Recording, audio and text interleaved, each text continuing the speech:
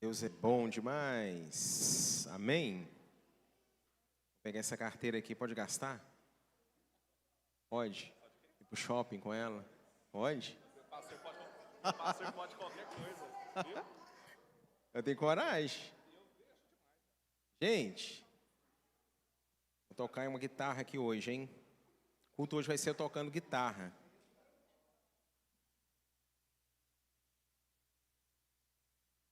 Vocês viram aqui? Quem tinha visto? Eu não tinha visto, não. A pastora Valéria que me mostrou. Isso aqui é profético, hein? Isso aqui é profético. Em nome de Jesus. Bênção demais. Irmãos, como encontrar liberdade em um mundo saturado de dívidas? Como é que nós fazemos? Como encontrar liberdade financeira na nossa vida? Sendo que para todo lado que a gente olha, a gente vê pessoas endividadas, pessoas no vermelho, pessoas estressadas, pessoas se divorciando por causa de vida financeira, pessoas que você muitas vezes convidam para participar do encontro de casal, não vai porque não tem dinheiro. Como que nós podemos ter liberdade financeira? Eu não sei você, mas algo que Deus colocou no meu coração, essa palavra, ela veio ontem no meu coração para ministrar. É tão interessante que a Bíblia fala que nós devemos fazer uma autorreflexão, uma autoavaliação. E de tempos em tempos, eu pelo menos faço isso, eu tento fazer isso, mas eu tento parar não apenas no início do ano e refletir como que foi o ano anterior. Você já viu aquelas empresas que fecham para balanço? Fechado para balanço. E aí essas pessoas fecham, vão contar o estoque da empresa, vai ver, né, o ativo, o passivo, vai ver como que foi o ano e vão chegar numa conclusão. Se obtiveram lucro ou se fecharam no vermelho. Isso é para uma empresa. Toda empresa que ela tem uma vida financeira saudável, ela precisa passar por isso. Mas na vida do cristão, nós vamos ministrar conforme a palavra de Deus. O que eu vou estar falando aqui hoje não tem a ver simplesmente com questões humanistas, né, com economia, com finanças, simplesmente. Mas nós vamos tratar desse assunto à luz da palavra de Deus. Então, número 1, para nós aprendermos a ter liberdade financeira, diga assim comigo, parar e refletir. Então, nós precisamos parar e refletir, olhar como que está a nossa vida financeira. E não só a vida financeira, mas todas as áreas da nossa vida. Como que nós estamos? Quando você olha para a sua conta bancária, quando você olha para a sua vida, como que está? E aí você para e começa a refletir. E quando eu falo em refletir, você pode utilizar diversas ferramentas para que essa reflexão ela se torne mais prática, mais rápida e certeira. Você pode utilizar, por exemplo, planilhas. Você pode utilizar as suas entradas, as suas saídas, colocar tudo num papel ou colocar tudo numa planilha eletrônica. Não é simplesmente parar e ficar, Deus, por que eu estou no vermelho? Deus, por que isso, por que aquilo? Deus nos deu raciocínio, mente, para pensar, raciocinar e agir. Amém, queridos? Então, a primeira coisa é pararmos e refletirmos. Mas é tão interessante que esse parar e refletir nas nossas áreas, nós precisamos entender também o seguinte: para que a gente tenha um amanhã melhor, nós precisamos investir e começar a fazer hoje. Diga hoje. Não é amanhã, não é mês que vem. Tem pessoas que estão com a vida no vermelho, na vida financeira no vermelho, elas não param, elas ouvem às vezes uma palavra, uma instrução, buscam conhecimento, mas não colocam em prática, sempre vai deixando para o dia seguinte. O dia é hoje, o dia é agora, de nós sairmos daqui e colocarmos em prática. Diga assim, a hora é agora. Quem é que nunca ouviu essa famosa frase? Nunca deixe para amanhã o que você pode fazer hoje. Então, o que é que está para você? O que é que está para mim? O que é que está para nós fazermos hoje com relação à nossa vida financeira? Pessoal, tá ali. Ó, que legal, parar e refletir, não tinha nem visto. Não, ficou bom isso aí? Ficou? De pertinho assim eu não consigo ver, parar e refletir. Muito bom, está conectado. Vamos lá em Eclesiastes, capítulo 11, versículo de número 4. Eclesiastes, capítulo 11, versículo é o de número 4. Que diz assim, é uma lição maravilhosa para mim e para você, algo muito importante, que fala justamente sobre a ação. Diz o seguinte, quem fica apenas olhando o vento, diga assim, jamais. Quem fica apenas olhando o vento, jamais plantará. E quem para observando a passagem das nuvens, nada colherá. Em outro modo de falar, aquele que só fica vendo a situação, aquele que só fica olhando os momentos e não semeia, e fica esperando, e não faz nada, não coloca em prática, só fica observando, entra ano e sai ano e só observa, e a vida financeira nunca muda. Eclesiastes está falando sobre isso, quem fica apenas olhando o vento, jamais plantará. Na nossa vida, meus irmãos, tudo é uma questão de escolha, é uma questão de semeadura. Nós escolhemos plantar ou não. Nós escolhemos colher ou não, porque se nós plantarmos, certamente colheremos, amém? Então, Eclesiastes está dizendo que eu e você não podemos ficar simplesmente observando, olhando o vento, e nem as nuvens. Precisamos agir, amém? E meus irmãos, eu e você, como cristão, todos nós precisamos entender uma coisa, que Deus é o Senhor e Ele pode todas as coisas, sim ou não? Deus pode todas as coisas, sim ou não, igreja? Ele é o Senhor, Ele pode tudo, Ele pode mudar a nossa vida do dia para a noite, só que como eu disse, Deus nos dá o quê? Sabedoria, diga sabedoria. Deus nos dá o quê? Raciocínio lógico.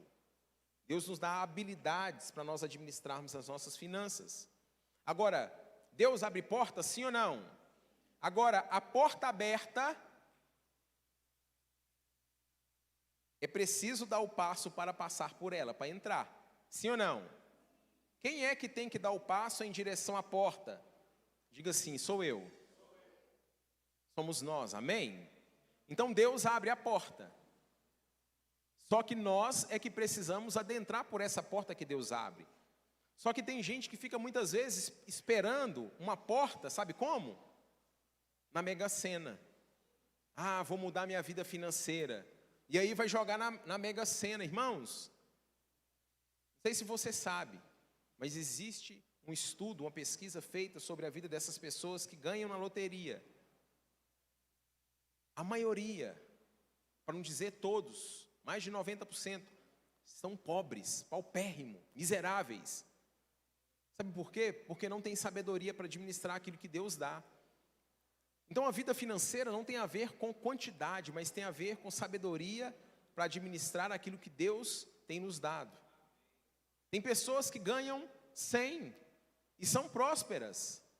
Agora tem pessoas que ganham 1000 e não são prósperas. Por quê? Porque não sabem, não têm sabedoria de Deus para administrar aquilo que Deus está dando.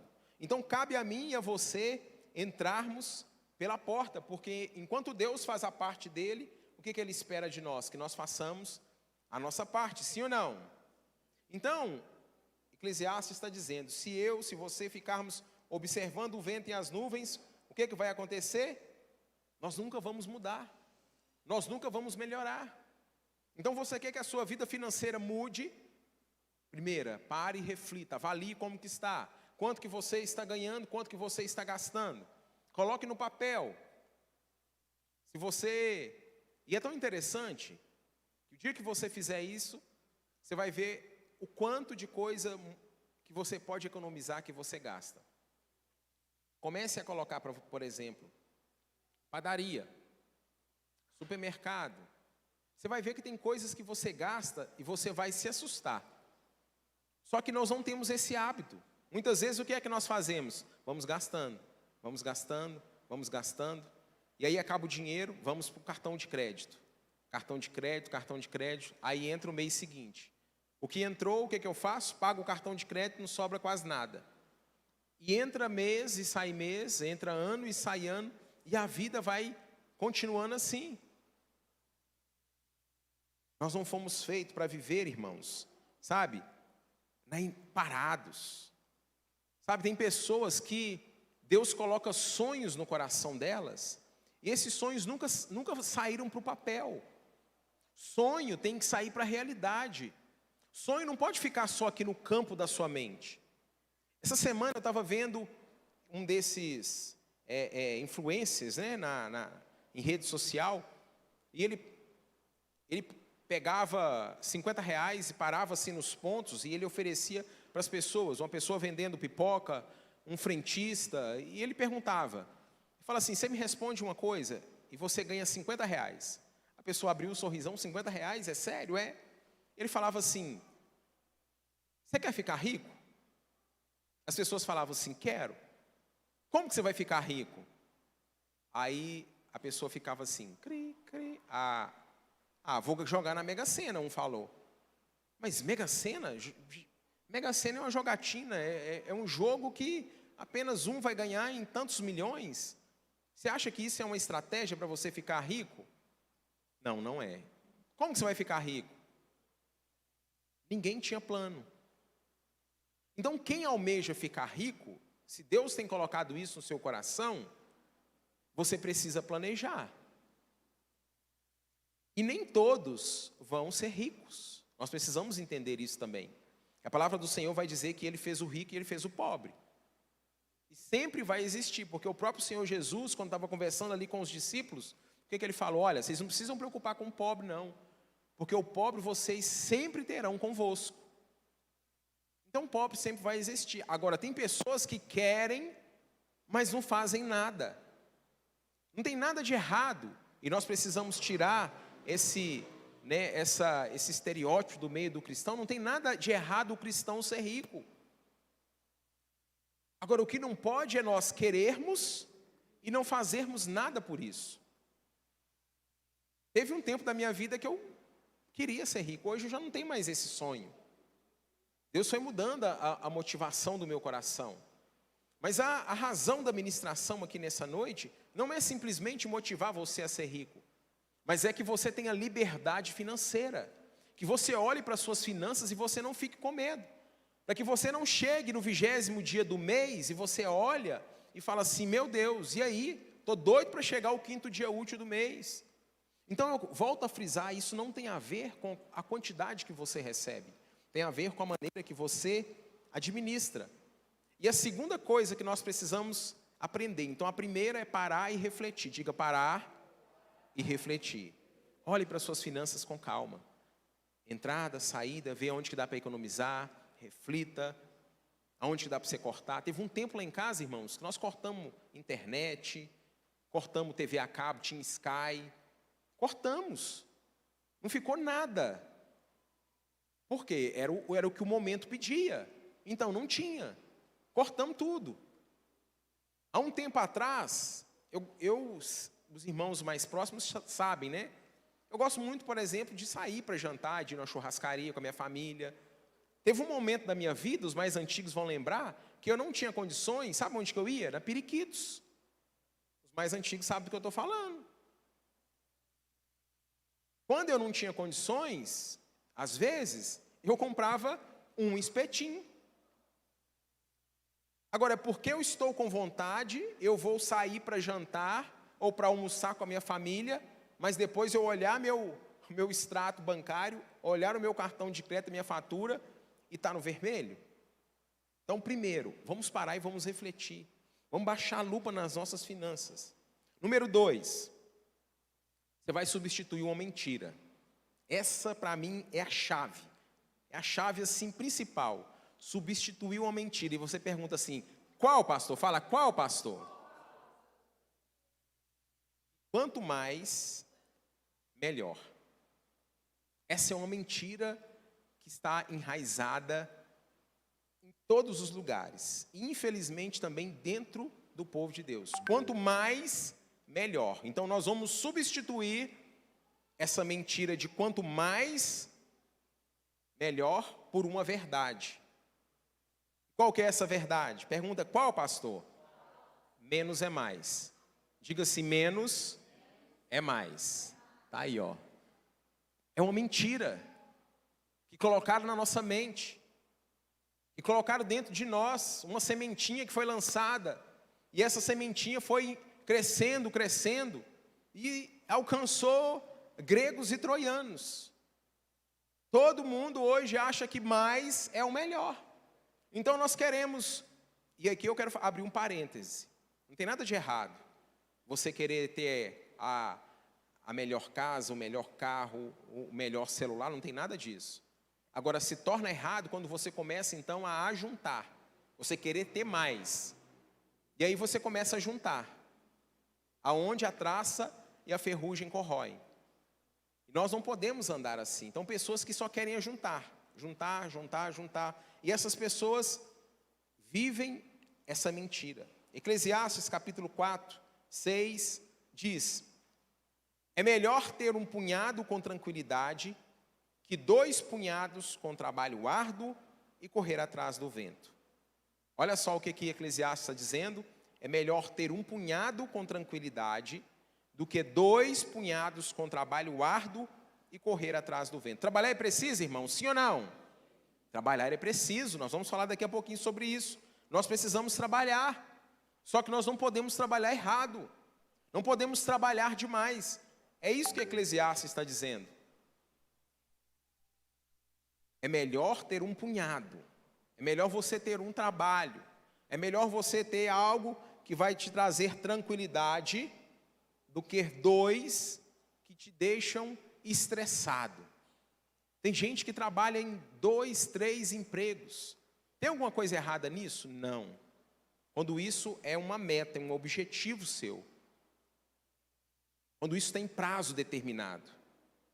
Agora, se você trabalha em 2, 3 empregos e não tem prazo só para consumir, tem alguma coisa errada. Então, essa mentira do que mais é melhor, e a gente sempre quer mais e mais e mais e mais. E tem gente que trabalha e nunca tem nada. Então, meus irmãos, o trabalho é bom, mas nós não podemos viver em prol do trabalho. O trabalho dignifica. O trabalho é algo que o próprio Senhor criou para nós. O homem, quando Deus criou, ele estava ali no jardim, e o homem foi criado, justamente estava ali o quê? Para cuidar do jardim. E tem gente que olha para o trabalho como uma maldição, que se o homem não tivesse pecado, se Adão não tivesse pecado, não teria que trabalhar. Não, isso é uma mentira. Então diga assim, menos é mais. Olha só, nesse mesmo contexto que nós acabamos de ler, Eclesiastes capítulo 4, no versículo 6, eu quero voltar apenas alguns versículos com você, a partir do versículo 4, para você entender. Olha só o que Salomão diz.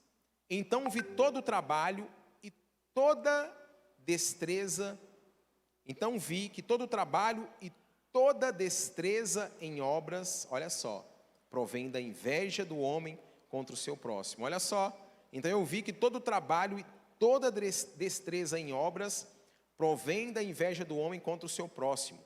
Também isso é vaidade, é correr atrás do vento.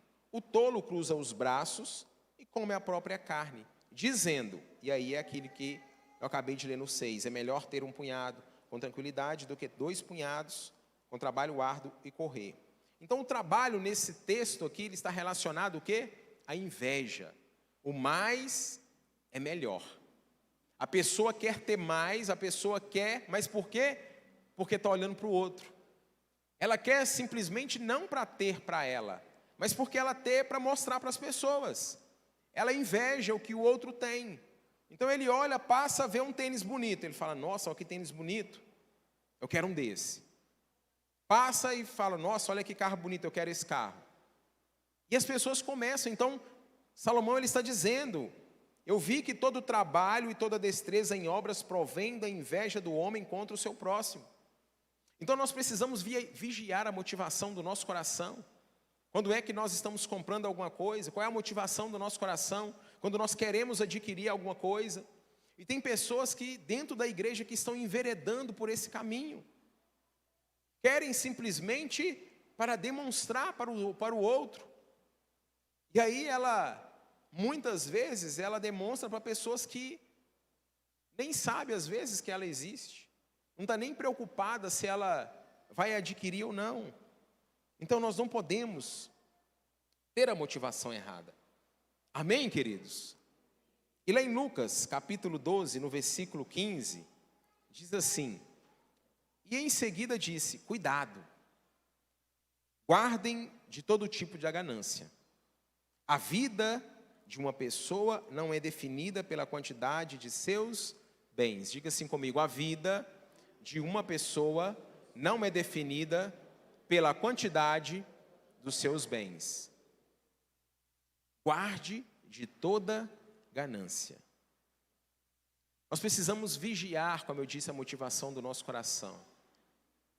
Nós não fomos feitos, irmãos, para simplesmente viver como essas pessoas vivem, desesperadas, querendo sempre mais e gastando, e querendo mais e mais e mais.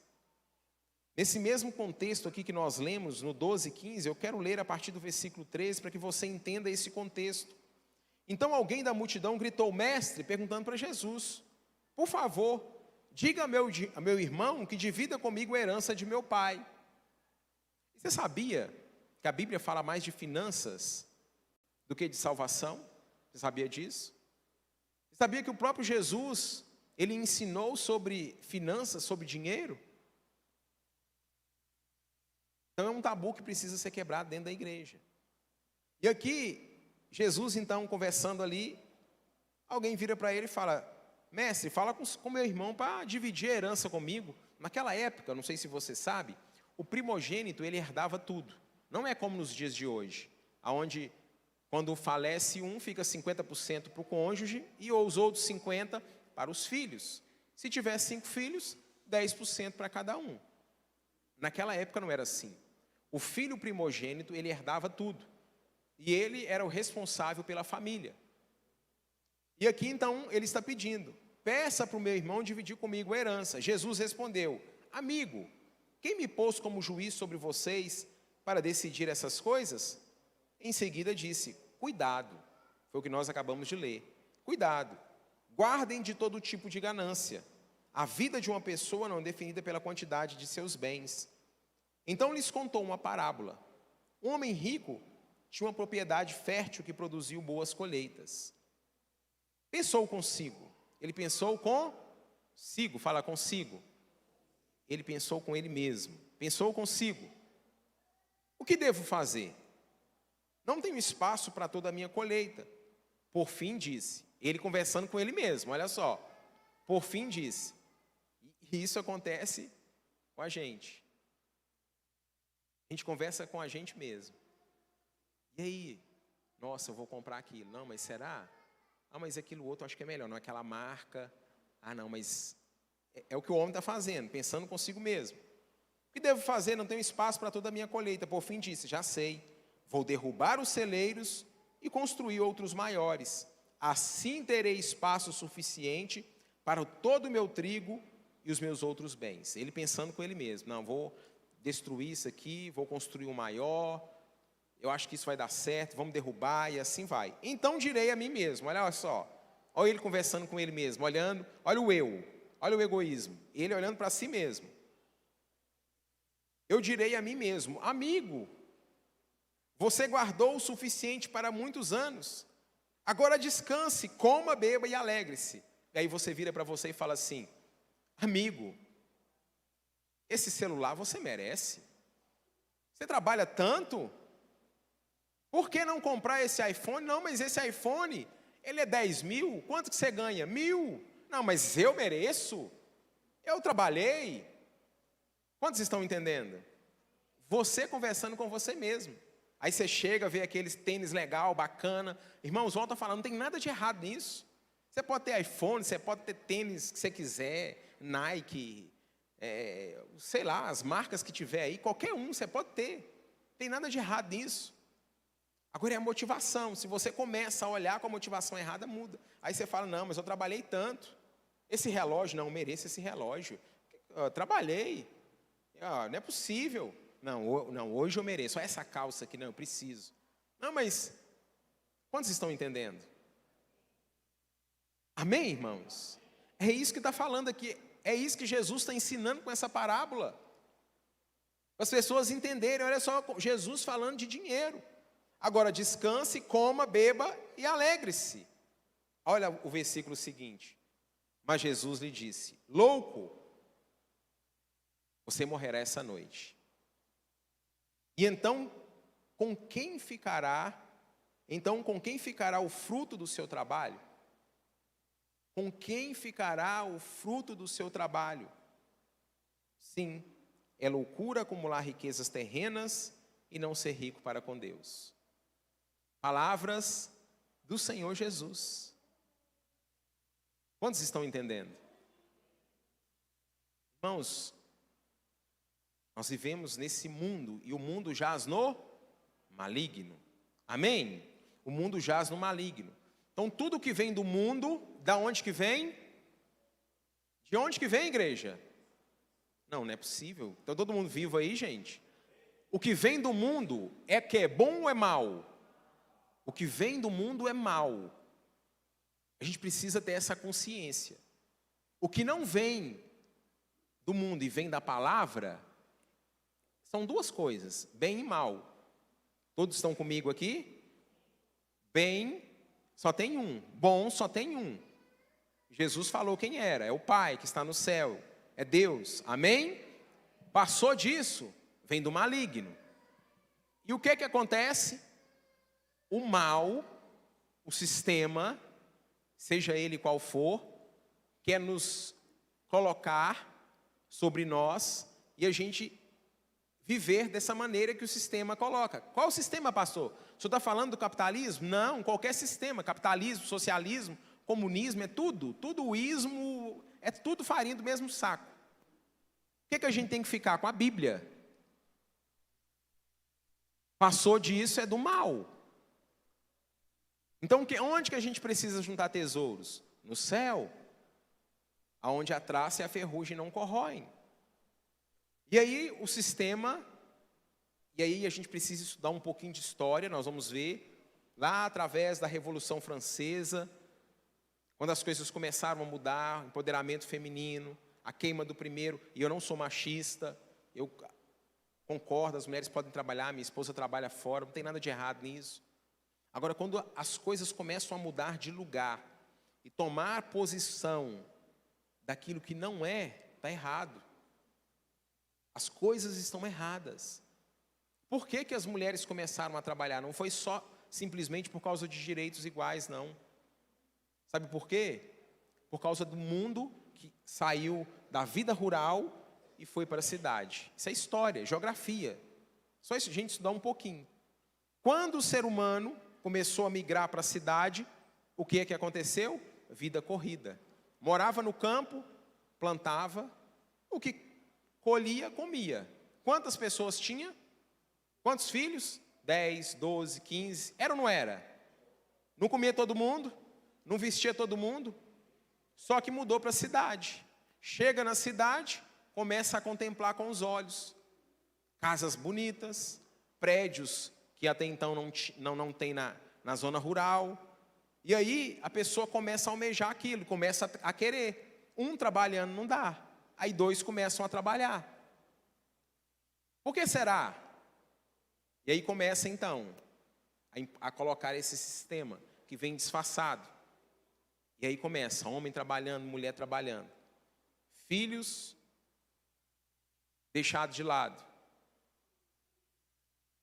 E aí, meus irmãos, esse sistema que vai sendo implantado a cada dia, faz com que nós estejamos vivendo o que nós estamos vivendo hoje. Dois trabalhando não conseguem mais pagar as contas. Sabe por quê? Porque gasta mais do que ganha. Porque quer mais do que tem condições de comprar. Esse é o mal que tem afligido, infelizmente, dentro da igreja.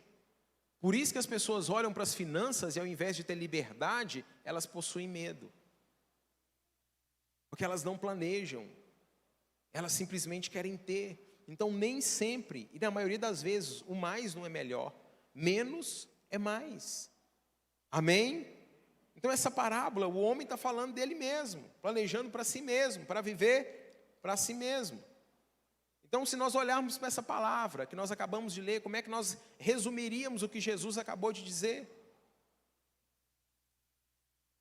Jesus, ele fala, olha, não adiantou nada. Hoje vão pedir a sua alma. Quantos estão entendendo? Meus irmãos, não adianta nós ajuntarmos. Eu costumo falar o seguinte. Eu conheço pessoas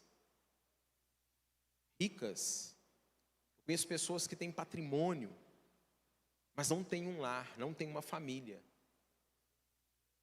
Eu conheço pessoas ricas que, o dia que morrer, a família vai entrar em guerra. E o que adiantou a pessoa levantar patrimônio?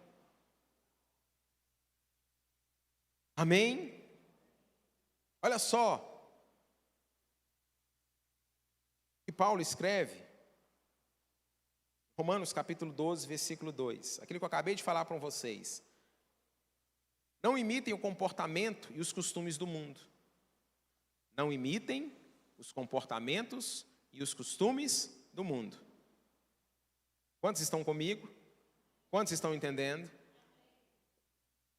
Palavra de Jesus, palavra de Paulo para a igreja.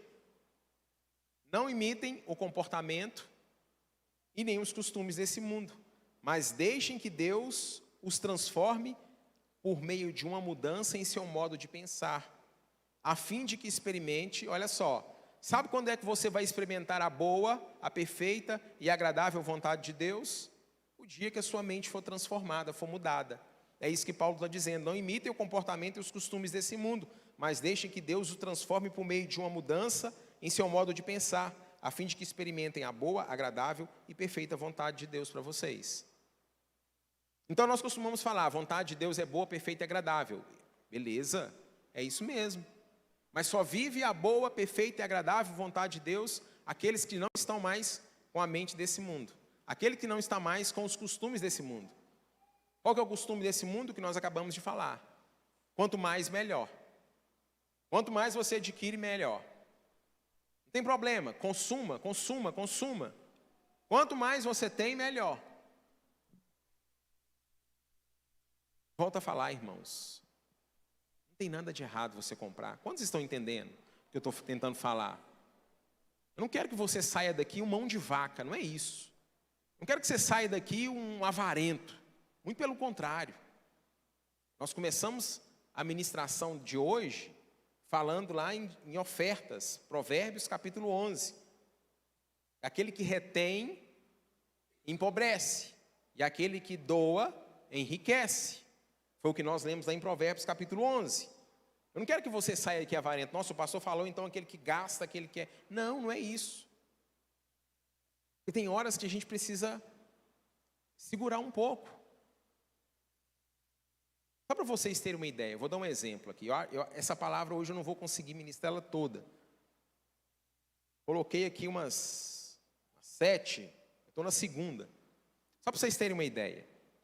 Quando nós mudamos aqui para Uberlândia, em 2004, peguei o carro que eu tinha na época, vendi o carro, peguei a parte das finanças que nós tínhamos e montamos uma videolocadora aqui em Uberlândia. Na época, quando nós montamos a videolocadora com a estrutura que nós tínhamos, nem a Videozoom tinha. Aqueles mais antigos vai saber o que eu estou falando. Videozoom, 100% vídeo, depois que chegou ali na Rondon. Nós somos o precursor quando nós montamos lá no Santa Mônica. O povo ia na nossa videolocadora para ver como que era. Nossa, deixa eu ver, levava marceneiro para medir, olhar. Empreendemos. Só que nós investimos e a gente não tinha praticamente sobrado recurso. Eu fiquei 6 meses na casa da minha sogra. Tá certo? Não tá? A Bíblia fala que nós devemos casar, sair da casa do pai, da mãe, tchau. Não é isso? 6 meses, ficamos lá. Ajuntamos um dinheiro e aí chegamos para o meu sogro, para minha sogra, muito obrigada. Minha sogra chorou, pediu pelo amor de Deus, não vai, fica aqui, uma casa grande, dá para vocês ficarem. Era só eu e minha esposa, a gente não tinha filhos. Não, mas nós não podemos ficar. Não, fica aqui. É tão bom vocês aqui, meu sogro trabalhava fora. Então quem ficava na casa? Só a minha sogra. A gente saía para ir trabalhar, ficava o dia inteiro fora, era só para dormir. E a minha sogra, não fica. Eu falei, não, nós não vamos ficar. Mudamos, juntamos um dinheiro, chegamos em 2004. 2005, aí nós compramos guarda-roupa, fogão, geladeira, cama. Compramos o que uma casa precisa. 2005. 2022, com 2 crianças dentro de casa, a geladeira de 2005 é que está lá em casa. 2005. Eu poderia ter comprado outra geladeira? Eu tinha dinheiro para comprar outra geladeira? Poderia ter comprado. Só que não era o momento. Eu vou comprar uma geladeira só porque está usando bonita, porque é inox. Não, irmão, só entenda, em nome de Jesus, eu sei que você tem geladeira bonita na sua casa, eu sei que você tem geladeira inox, não tem nada de errado. Agora, o que é errado é você comprar por comprar. Porque saiu um modelo novo, você vende, joga fora, parecendo que você está nos Estados Unidos. Lá eles ganham em dólar, nós não ganhamos em dólar. Lá você chega lá na rua, é assim. Geladeira na rua, sofá na rua, tudo novo, assim, ó. O povo coloca lá, passa, pega quem quer. Só que eles ganham em dólar. Nós ganhamos em cruzeiro. É cruzeiro não, né? Eu viajei agora, né? Fui longe, né? O Caleb hoje estava me perguntando, é por isso que eu falei isso. O Caleb falou assim, papai, lá na sua época, lá, se eu ganhava era em cruzeiro? Eu falei, meu filho, é antigo, hein? Mas quando vocês estão entendendo, irmãos? Aí, a família cresceu, 2 filhos. Cada coisa no seu tempo. Cada coisa no seu planejado. Esse mês vamos comprar isso, vamos pagar. Mês que vem vamos comprar aquilo, vamos pagar. Não, agora espera, respira. Vamos viajar? O que nós vamos fazer? Vamos viajar ou vamos comprar isso? Não, vamos viajar, então espera, então não vamos comprar isso. Quantos estão entendendo? É assim. Aí depois, aqueles que depois quiserem ou forem lá em casa, para honra e glória do Senhor, semana passada nós trocamos a geladeira. Sabe o que é isso? Planejamento financeiro. O que nós fizemos com a antiga? Ofertamos na vida de outra pessoa. Sabe por quê? Não é porque eu sou bom. Tem nada, de mim não tem nada bom. Nada. Nada que presta. Se não for Jesus na minha vida, não sobra nada. Por que a gente ofertou? Porque a gente entende que é melhor dar do que receber. A gente entende que aquele que retém mais do que é justo, mas você poderia ter falado, pastor, por que o senhor não vendeu? Vende mais barato e pega o dinheiro. Não é isso, irmãos, não se trata disso. Tem pessoas que a vida não rompe por causa disso. É mesquinho. A pessoa faz conta de centavos. Quantos estão entendendo? Então, meus irmãos, o mundo vai dizer que você precisa de mais, você precisa de ter o melhor, compre isso, você merece, você é filho de Deus, afinal de contas você trabalha para isso mesmo, para sustentar, para comprar aquilo que te alegra o seu coração.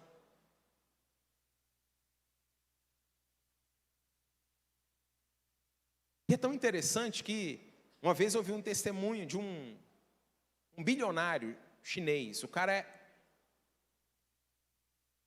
é bilionário, não é milionário não, bilionário. E ele é cristão. Testemunho dele. A China hoje é um dos países que mais tem bilionários no mundo. E ele dando um testemunho dele.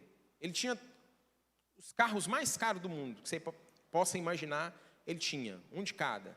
Avião, jato, ele tinha helicóptero, tem. Ele falou que comprava um carro, ficava naquela felicidade. Passava uma semana, não tinha mais nem graça, ele encostava o carro. Aí ia lá, comprava outro carro.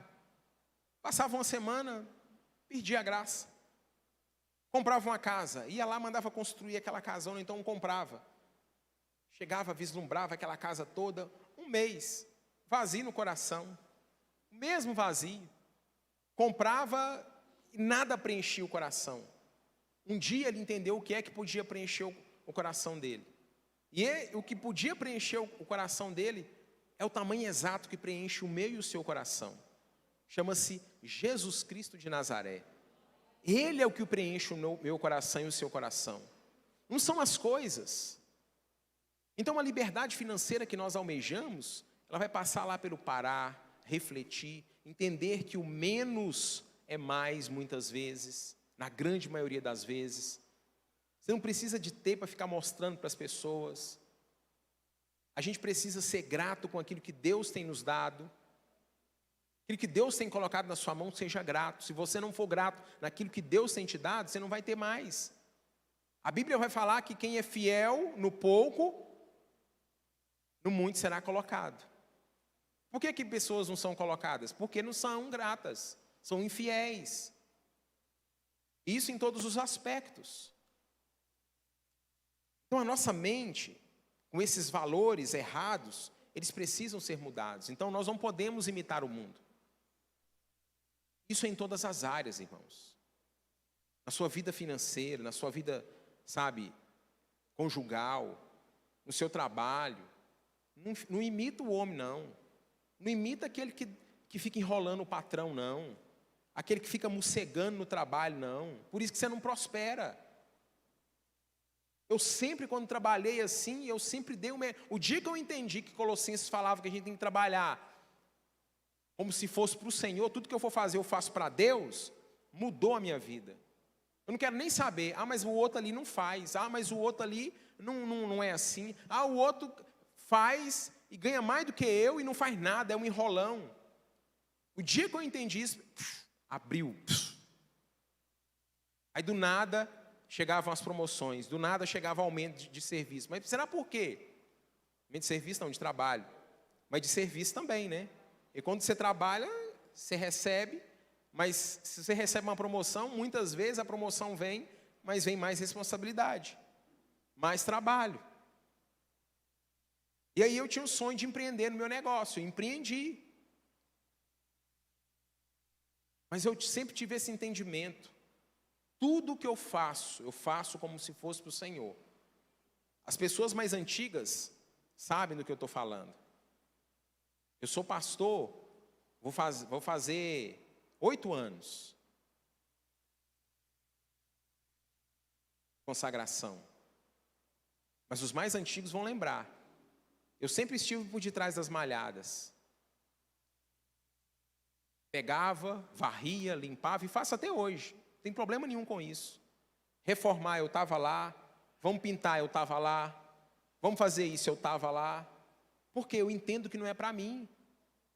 Quando a gente tem isso, irmãos, você pode ter certeza, ainda que o seu patrão, ainda que o seu chefe não esteja vendo, tem uma pessoa lá no céu que está te vendo. E ele se alegra com você. Amém? Ele se alegra conosco. E tem pessoas que não. Aí nós chegamos num extremo, né? Vou me tornar servidor público. Aí pronto. Se não tiver Deus, aí vai mossegar mesmo. Por que você quer ser funcionário público? Não, eu quero ser funcionário público porque eu quero ficar tranquilo, eu quero ter estabilidade. Mas e aí? Não é mandado embora, e aí fica. Aí você chega em repartição pública, não vou generalizar, não são todos os lugares que são assim, mas você chega, tem hora que você fala assim, meu Deus do céu.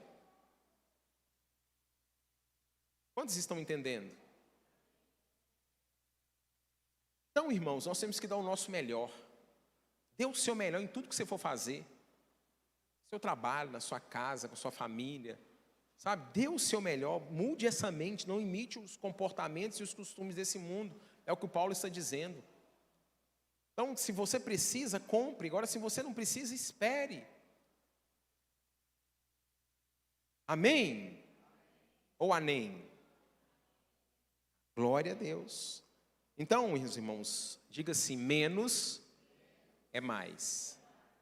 Então nós já aprendemos que precisamos parar, refletir, avaliar as finanças.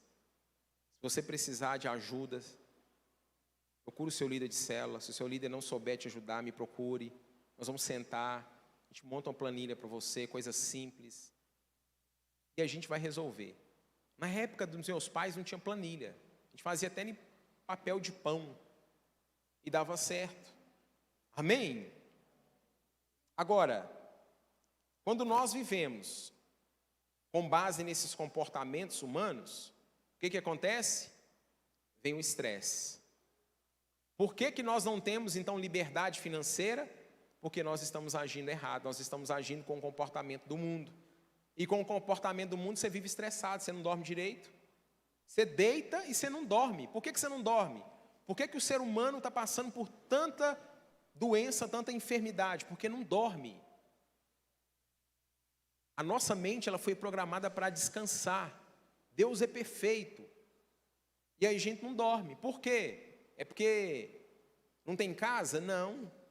Está com medo do dinossauro, com medo do leão, do urso, vir comer de madrugada na caverna? Não. Está preocupado com as finanças, não dorme. Meu Deus, será que vai ter dinheiro para pagar aquele boleto mês que vem? Senhor, e essa fatura do cartão de crédito agora? Como é que faz? Eu gastei mais do que eu podia gastar. E aí, ó, já viu o HD? O computador fica assim, a luzinha, não para. Antigamente ela piscava, né? Agora nem pisca mais, ela só fica acesa. Por quê? Porque não desliga o cérebro. E aí as pessoas ficam doentes, estressadas. Aí isso vai influenciando em um monte de coisa. Aí baixa a imunidade. Aqueles que são casados, vida sexual, ladeira abaixo. Problema dentro de casa, problema no trabalho. Chega no trabalho, não produz porque está com sono. Uma coisa vai puxando a outra. Está vendo como que, se nós não mudarmos a nossa mente, a nossa mentalidade, as coisas vão de mal a pior? Nós precisamos ter a sabedoria bíblica, nós precisamos ter a sabedoria de Deus, porque Deus é que precisa nos orientar, amém? Agora vamos lá, mais um passo.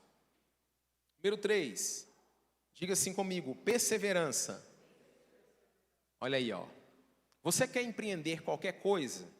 Você quer fazer qualquer coisa na sua vida? Seja na sua vida profissional, seja em qualquer área na sua vida cristã, nós precisamos de perseverar. Perseverança. Tiago, capítulo 1, versículo 2 e 4 diz assim: meus irmãos, considerem motivo de grande alegria, diga assim, grande alegria, sempre que passarem por qualquer tipo de provação. De vez em quando passar por provação? Não. Sempre que nós passamos por provação, deve ser motivo de alegria. É o que o Tiago está dizendo. Pastor, mas eu não aguento mais, parece que minha vida é só uma provação. Se for só isso, tem alguma coisa errada. É passar por provação, não é morar com a provação e nem na provação. É passar. Amém? Então Tiago está dizendo, meus irmãos, considerem motivo de grande alegria sempre que passarem por qualquer tipo de provação, pois sabem que, quando sua fé é provada, a perseverança tem a oportunidade de crescer. Então, quando tem a luta, quando tem a situação, a provação, o que nós precisamos fazer? Perseverar. Sabe por quê? Porque a perseverança, ela cresce à medida que nós enfrentamos. E ele continua dizendo, e é necessário que ela cresça, pois quando estiver plenamente desenvolvida, quem estiver plenamente desenvolvida? A perseverança. Vocês serão maduros e completos, sem que nada lhes falte. Olha aí, irmãos, está faltando alguma coisa? Persevera. Está passando pela prova? Persevera. Não desiste, continua avançando. Porque à medida que você avança, que você cresce, a palavra diz, Pois quando estiver plenamente desenvolvida, vocês serão maduros e completos, e não terão falta de nada. Perseverança, tudo que você for fazer, tem pessoas que começam e para. Começa, todo dia a pessoa começa um negócio novo, mas nada vinga, tem alguma coisa errada. A pessoa monta, eu conheço gente que já teve de tudo, e hoje não tem nada, já teve bar, boteco, restaurante, barbearia, pizzaria, loja, já teve de tudo, mas hoje não tem nada, sabe por quê? Porque não persevera, não tem foco. Todo dia monta um negócio aqui já pensando no outro. Se você não tem foco, você não vai chegar em lugar nenhum.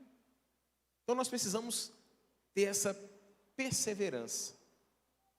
Amém, queridos? Diga assim, perseverança. Então nós começamos lá em parar, refletir. Menos é mais. Amém? Perseverança. Aquilo que Deus está colocando no seu coração, não desiste não. Não para não. Se Deus está colocando no seu coração, vai até o final. Porque Deus é Deus. Amém? Agora, eu costumo falar também o seguinte, irmãos. Quanto serve um Deus poderoso? Um Deus grande? Vamos olhar para a Bíblia. Todos os planos e os projetos de Deus são grandiosos. Todos. Todos. A Bíblia fala que do nada Ele fez tudo. A terra era sem forma e vazia, não tinha nada. Do nada Ele fez tudo. Haja. E houve. Fez o homem do pó da terra. Soprou nas narinas dele. Olha aí para você, olha para você, olha aí para o seu braço. Olha aí, que perfeição. Mas perfeição porque nós somos a imagem e semelhança dele. Amém? O homem cai, peca. Aí ele entra mais uma vez com um projeto grandioso, extraordinário. Que ele começa revelando aos poucos para o ser humano. Resgatar a humanidade que pecou. Como que ele começa a fazer isso? Vai lá e chama um cara. Fala com ele, olha, sai da casa do seu pai, da sua mãe, que eu vou te levar para uma terra. Aonde que é essa terra? Não, você sai da casa do seu pai, da sua mãe, e eu vou te levar para uma terra que é... E lá você vai ser pai de nações, de multidão. Vem comigo. O cara doido, vivia numa nação que era politeísta, acreditava em 300 mil deuses, saiu da casa dos pais, cresceu nesse ambiente dos pais, vários deuses. Deus se revela a ele, olha só que projeto grandioso. Começa com um cara, lá atrás com Abraão. E aí, irmãos, as coisas vão caminhando. Deus é um Deus de coisas grandes. Então, os meus sonhos e os seus sonhos, os nossos sonhos, que vêm da parte de Deus, são sonhos grandes. Os nossos sonhos é que são limitados. Agora, sonho que vem da parte de Deus são grandiosos. E você olha para a sua mão e você fala assim, eu não dou conta, eu não consigo. E é assim mesmo. Eu não dou conta, eu não consigo. Mas quando acontece, a gente olha e vê o quê? A mão de Deus agindo na nossa vida. A gente olha e fala assim, se não fosse o Senhor, eu não estaria aqui. Isso é que Deus coloca nos nossos corações coisas grandes. Então, se você tem sonhado e o sonho não é grande, o sonho é seu. É o sonho do homem. E tem alguma coisa errada o homem fazer planos, sonhar? Não. A Bíblia fala que o homem pode planejar.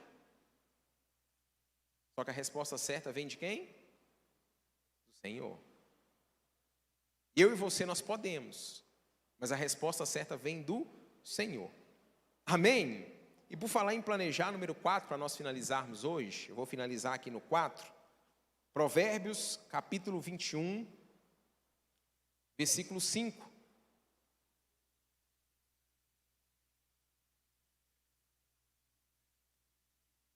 Tópico 4, planejar. Está aqui? Planejar, olha lá. Quem planeja bem e, diga assim, e trabalha. Quem planeja e trabalha com dedicação prosperará. Quem se apressa e toma atalhos fica pobre. O Evangelho também vai dizer, o Evangelho não me lembro agora qual da passagem bíblica, mas é no Novo Testamento, aquele que quer ficar rico a qualquer preço, e quer enricar, ele perde o caminho, ele perde a direção. Pois eu vou fazer essa pesquisa e falo para vocês. Mas aqui Provérbios está dizendo que aquele que planeja bem e trabalha com dedicação prospera. Quem se apressa e toma atalhos fica pobre. Quantas pessoas que buscaram atalhos e hoje estão aí? E o que é pior, quantas pessoas que às vezes estão dentro da igreja estão buscando atalhos? Jesus é o caminho, irmãos. Não existe atalho na vida do cristão. Toda vez que você tenta atalhar, dá errado. Jesus é o caminho, Ele é a verdade, Ele é a vida. Essa é a verdade que nós precisamos. Precisamos planejar sim, porque quem planeja e trabalha, esse prospera. Então planeje. Como eu falei lá, nenhuma daquelas pessoas planejava em como ficar rico. Ele pegava e dava os 50 reais, as pessoas falavam assim, nossa, é de verdade mesmo? Pode levar. E ele fala assim, tá vendo? Muitas pessoas querem ficar ricas, mas elas não planejam. Então, se você quer ter uma vida abençoada financeiramente, você precisa planejar tudo que você for fazer. Da aquisição de um fogão, de uma panela, até as outras coisas. Vai trocar de carro? Ah, não. Por que você vai trocar de carro? Não, porque o vizinho trocou. Pronto. Por que você vai trocar de carro? Não, porque o irmão trocou. Aí pronto, já deu tudo errado. Aí troca os pés pelas mãos. Nós não fazemos por causa disso. Por que você foi para a praia? Não, eu fui porque está todo mundo indo. Quantos estão entendendo? Amém, irmãos? Planeje. Precisamos planejar. Qual que é o seu plano? Qual que é o plano para a sua vida? O que você tem planejado para 2022?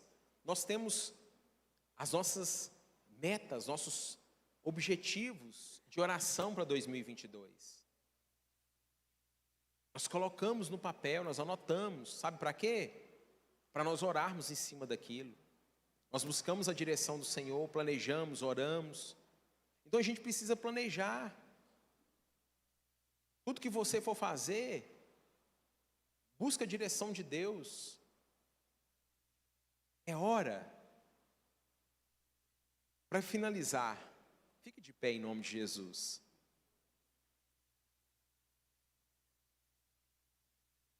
Só para me falar mais uma coisinha com você antes de nós orarmos. Eu quero orar por você. Nós estávamos planejando trocar essa geladeira lá em casa desde o final do ano passado. Planejando. Olhava, pesquisava, colocava lá naqueles alertas lá no Buscapé, no Zoom, para te avisar a melhor hora de comprar, quando está numa promoção. Fazia tudo. E aí quando foi mês passado, não, fevereiro, final de fevereiro, estava lá,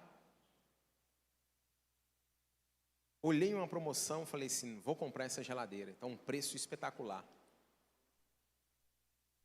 Aí na hora que eu entrei pelo aplicativo, coloquei no carrinho para comprar. Na hora de colocar os dados do cartão de crédito, o Espírito Santo falou assim comigo, não compra. Eu falei, o quê? Eu falei, Espírito Santo, mas é o preço mais barato. Desde novembro do ano passado. Não compra. Eu falei, então tá bom. Aí a Valéria falou assim, meu bem aí, você comprou a geladeira? Eu falei, não. Eu falei, Deus falou que não era a hora. Eu esperei. Aí veio março. Iniciozinho de março, acho que 1 ou 2 semanas depois. desconto que eu consegui em cima daquela geladeira, irmãos, o valor que a gente pagou, gerou crédito no cartão de crédito, lá não sei quantas vezes mais, que vai dar para você, sabe, deu cashback, não sei mais o que. O desconto que a gente conseguiu foi algo espetacular. Mas por quê?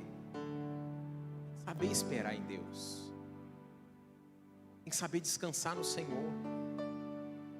Quando eu e a pastora Valéria, nós fazíamos faculdade, nós fazíamos, na época era Uniminas, depois a Uniminas foi comprada pelo Pitágoras. Lá em 2005, nós íamos para a faculdade de bis, nós dois. Eu tinha 10 quilos a mais, gordinho, mais gordinho do que eu estou. Eu e ela, de bis, nós dois. Chovia, irmão. Chegava na faculdade todo molhado. Época do frio chegava, todo duro assim, ó. Quase congelando as mãos. E aí alguns irmãos chegavam para mim e falavam assim: Gênison, compra um carro. Gênison, compra um carro, rapaz, você ficar molhando. Compra um carro. Quantas vezes eu ouvi isso? Se eu fosse ter ouvido aqueles irmãos, eu estava lascado, irmãos. As pessoas às vezes até falavam com uma boa intenção, porque às vezes via o sofrimento, né? Não é fácil. Chegava na igreja, irmãos. Naquela época não era assim não, ó. E tinha mais social, camisa social, gravata. Lembra, Valdinei? O dia que ia pregar, você ia de terno. Aí você chegava lá, capa de chuva, todo molhado. Mas Deus é bom. Tudo tem um tempo determinado. Eclesiastes capítulo 3. Há tempo para tudo. Então a gente precisa esperar no Senhor. Quando foi a época de comprar o carro, Deus abriu as portas. Deus falou, agora compra. Compramos o carro, faltando uma semana para o Caleb nascer.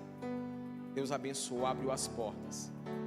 O cara fez um negócio lá com a gente, lá na garagem lá. O cara falou assim, rapaz, eu estou fazendo um negócio para você aqui que eu nunca fiz para ninguém na minha vida. Eu não sei por que não. Eu falei, eu sei por que você está fazendo. Deus foi abrindo portas. E eu oro em tudo que eu for fazer, irmãos. A gente precisa orar. Vai trocar de carro, eu oro. A hora certa é para trocar o carro. Os mais próximos sabem quando a gente trocou por esse último carro. Estava certo de comprar o carro numa outra lugar. Deus falou, não, nem não. E vai nesse outro lugar. Eu fui. O cara me deu, sabe, revisão, 5 revisão gratuita. Me deu não sei quantos mil de acessório. Me deu mais isso, me deu mais aquilo. É quando a gente está conectado com o Senhor, quando o Espírito Santo fala, quando a gente, sabe, vai com base na palavra, as coisas fluem. E aí quantas pessoas trocam os pés pelas mãos, simplesmente porque quer ter mais.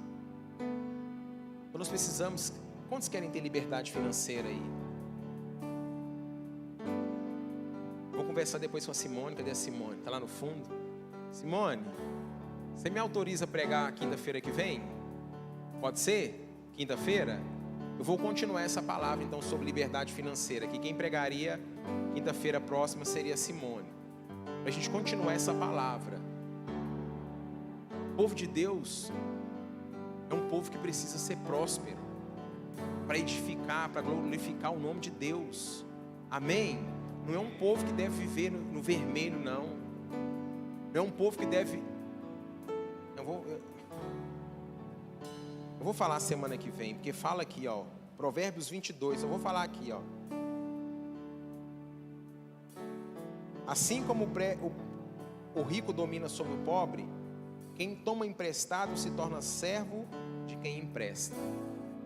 Vou parar por aqui. Tem gente que vive só assim, irmãos. Pega com um para tampar o outro, que pega com um para tampar o outro. Sabe, chega. Você precisa planejar, sabe, dar um basta. Falar, Deus, chega, eu não quero mais viver isso na minha vida. Não é fazer igual às vezes a gente vê aí nas redes de televisão, não. Não é revoltar contra Deus, não. Não é isso, não. Tem alguns programas de televisão que você vê aí. Você precisa dar um basta. Você precisa se revoltar. Não é isso, não, irmãos. Misericórdia, amém? É você com você mesmo. Falar, agora, em vez de ficar só pensando consigo mesmo e falar assim, eu quero, eu vou comprar, eu mereço, né? Não sai fazer o contrário. Não, Deus, o Senhor vai me ajudar. Senhor, me ajuda aqui. Eu não dou conta, eu não sei administrar minhas finanças. Me ajuda, Senhor. Coloca alguém na minha vida para me ajudar. Me dá sabedoria. A Bíblia fala o quê? Pede e dá-se-vos-á, porque todo aquele que pede, recebe. A gente pede o quê? Me dá um carro. Deus, me dá uma casa. Em vez de você pedir um carro, uma casa, pede Deus sabedoria. Fala, Deus, me dá sabedoria para que eu ganhe dinheiro e compre uma casa, eu abençoo um irmão que precisa, eu possa fazer isso, eu possa fazer aquilo, para que o seu nome seja glorificado. Amém, irmãos? Quantos estão entendendo? Essa é a vontade de Deus para a nossa vida. Feche os seus olhos em nome de Jesus. Comece a orar aí no seu lugar, coloque a mão sobre o seu coração, pede o Espírito Santo para ministrar